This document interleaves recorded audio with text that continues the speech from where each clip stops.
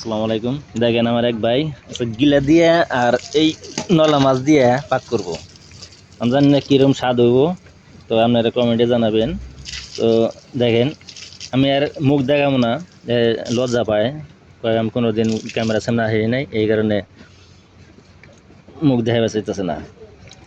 তো এই নলা মাছ দিয়ে আর এই যে দিয়ে এই তেল দিয়ে ভিতরে ঢুকাইবো, এই পেটের ভিতরে দিয়ে তো পরে মাছটি বাজবো, পরে এই গিলাগুলাও বাজবো, বাইজা দুইটা একসাথে পেঁয়াজ কাঁচামরিচ বেশি করে আলু টালু দিয়ে ময় মশলা যা আছে সব কিছু দিয়ে একবার পাক করবো। তো গিলা দিয়া আর এই মাছ দিয়া আমাকে বাংলাদেশে কোন ডিস্ট্রিক্টের মানুষ পাক করে অবশ্যই আপনারা জানাবেন। হ্যাঁ,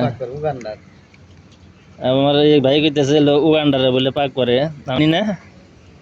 আর আমাকে বাংলাদেশে কোন জায়গায় কোন ডিস্ট্রিক্ট গ্রামের নাম দিয়ে অবশ্যই কমেন্টে জানাবেন যে গিলা দিয়ে মাছ দিয়ে কোনো দিন পাক করে কিনা। জানছেন এটা কোনো কথা হইলো? হ্যাঁ, এই গিলা দিয়ে বলে মাছ দিয়ে পাক করবো, আমি তো জীবনে স্বপ্নে ভাবেই নাই। হ্যাঁ, এই দেন চাকু দিয়ে কেসি দিয়ে সুন্দর করে কাইটে তারপরে ফ্রেশ করে ই করতেছে। দেন মেশিন এনে কাইটে এটা অর্ধেক করে তারপর আলু টালু দিয়ে পাক করে খায়।